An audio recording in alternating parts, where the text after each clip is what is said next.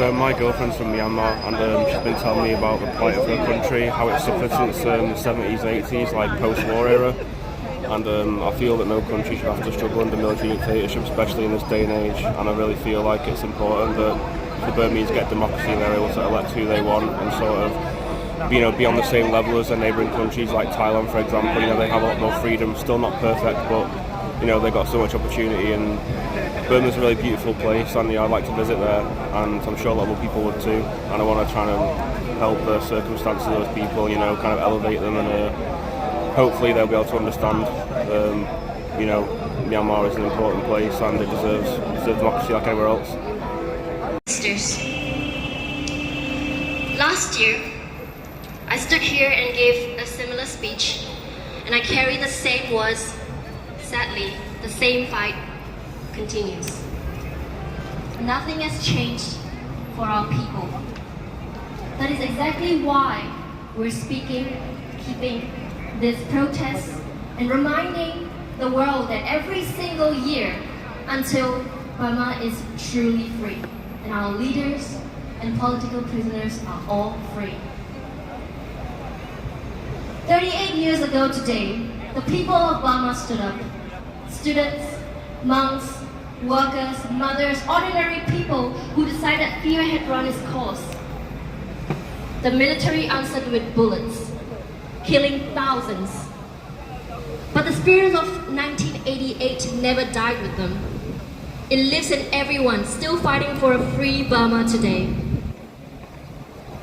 We were told to celebrate a return to civilian rule, and we were told that Aung San Suu Kyi is fine. Just this week, the military released new photographs of her, shaking hands with Red Cross officials, cutting a birthday cake. It's really funny to me.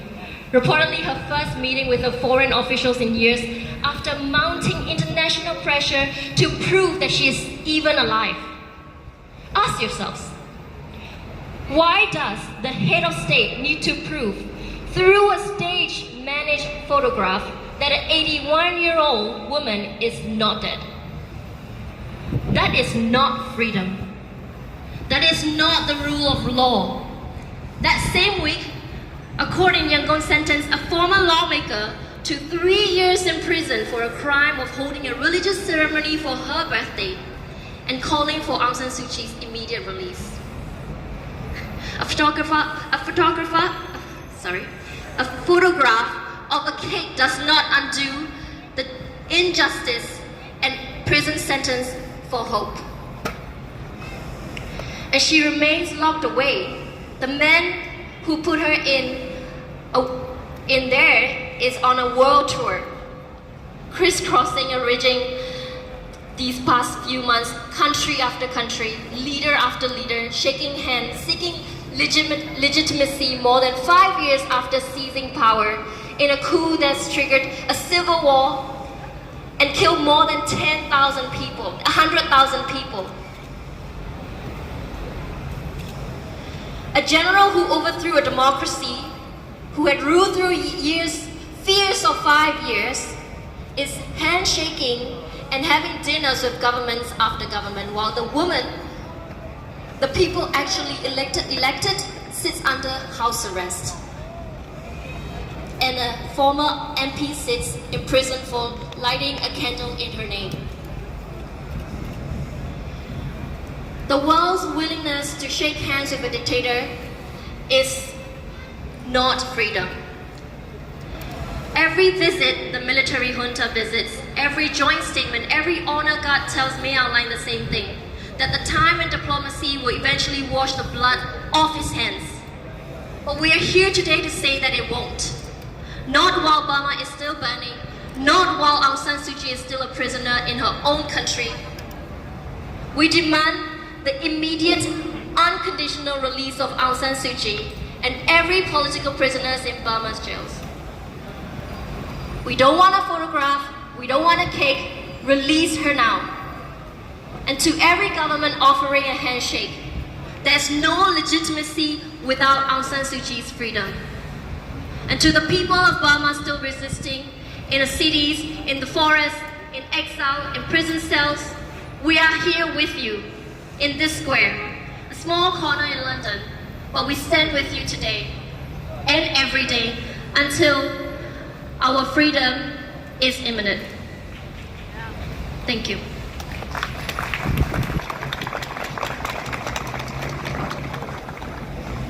I would like to start my speech in English. Today marks 38 years since the 1988 People's Revolution. 38 years since our fight for democracy began. Today we honor the heroes who sacrificed their lives from freedom, justice, and democracy. Their courage is our foundation, and their spirit continues to march with us. Our people have endured long enough. We must complete this cause.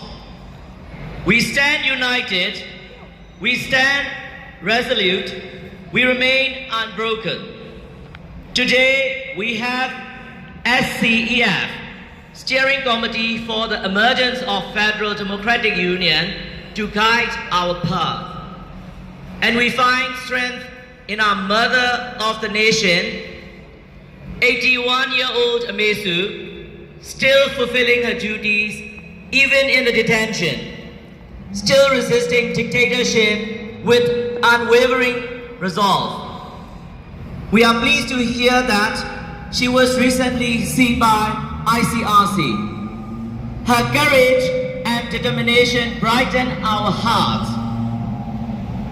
We persevere as she perseveres. We stand as she stands. We fight because our people deserve freedom and democracy. Until we win, we must win. Can we say, we must win? 1, 2, 3. We must win! အခုလိုကြွားရောက်လာကြတာအားလုံးကိုကျေးဇူးတင်ပါတယ်။ခေါင်းဆောင်တွေလာကြရှိသေးတယ်။အရေးထဲမှာနေပြီးတော့တယောက်နဲ့တယောက်ကျွတ်စီနေတဲ့စကားမပြောပါနဲ့။ပြီးလို့ရှိရင်ဓာတ်ပုံတွေမြိုက်ကြပါနဲ့။ဓာတ်ပုံကရိုက်ဖို့ပြီးလို့ရှိရင်ကျွန်တော်တို့တနားရီပြီးလို့ရှိရင်အစီအစဉ်ရှိတယ်။ဘာလို့လဲဆိုတော့ကျွန်တော်တို့ပထမဦးဆုံးလေးစားလိုက်နာရမယ်